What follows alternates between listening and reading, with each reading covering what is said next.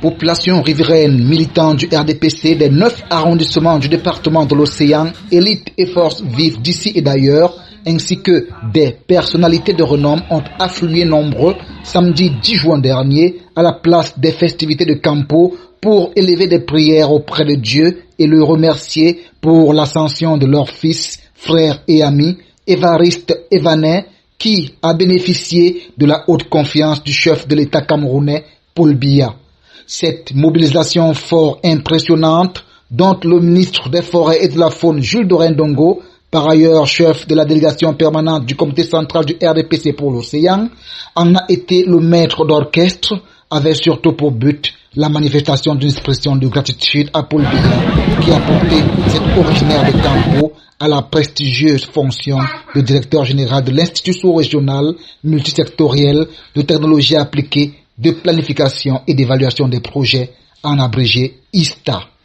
Pour recevoir cette expression de reconnaissance à Paul Biya et à Dieu, le comité central du parti au flambeau ardent avait comme émissaire Jacques Famundongo, ministre de l'enseignement supérieur, par ailleurs patron régional du RDPC pour le Sud. Le membre du gouvernement était porteur d'un message de paix, de consolidation de la cohésion sociale, de solidarité et de vivre ensemble, mais surtout d'espoir et de foi en Paul Biya qui n'oublie personne. Un message d'unité, un message de paix, un message de fraternité, un message de solidarité, un message de vivre ensemble ici à Campo, dans l'océan et dans le sud. Je porte le message de M. Jean Coueté, secrétaire général du comité central du RDPC, qui est un message également de vivre ensemble.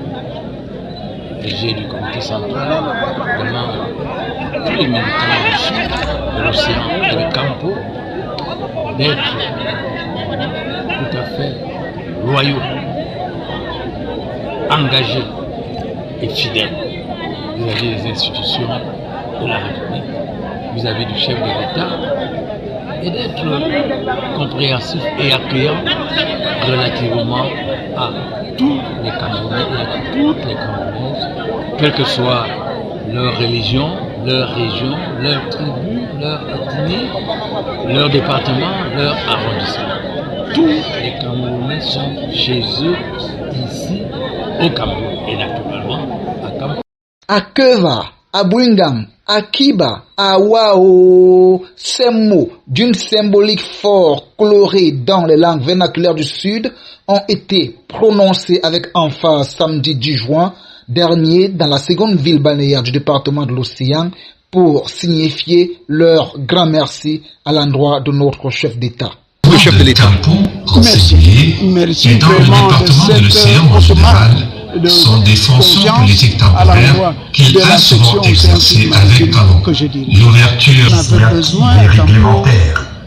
3 années de rodage suffisent pour convaincre ses patrons d'en faire un chargé d'études plein pot.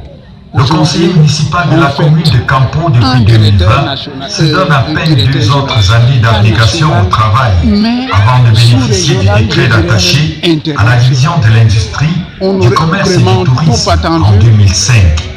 11 années d'attache véritablement à la dite division. Il s'en défait en 2016, quand intervient la prairie en démarie, l'humanité consacrée par décret. Le louer aujourd'hui en victime, c'est nous grandir nous-mêmes, gens de Campo, je remercie la nouvelle dynamique, en particulier mon président Lucien Piado, de m'avoir fait part et de m'avoir amené ici à Campo pour vivre cette belle fête. Donc je suis très fière et je remercie l'Éternel Dieu. Comme ça, le promu qui occupait depuis le 28 décembre 2017 la fonction de directeur général adjoint de l'ISTA avec résidence à Libreville au Gabon, est titulaire d'une licence en droit public et diplômé de l'École nationale de l'administration et de la magistrature, option administration générale cycle A. Administrateur civil principal hors échelle, il a occupé plusieurs fonctions importantes à la primature depuis son intégration de la fonction publique en août 1999. En cette occasion solennelle, celui qui est par ailleurs conseiller municipal à la commune de Campo n'a pas manqué, avec l'humilité qu'on lui reconnaît, de dire en ses propres mots toute sa reconnaissance à l'endroit de Paul Biya et de ceux et celles qui ont contribué à le porter au cime de sa posture. Un sentiment de profonde gratitude et d'intense reconnaissance à l'endroit du chef de l'État, son Excellence Paul Biya, qui m'a fait l'insigne honneur de me porter à ces hautes responsabilités.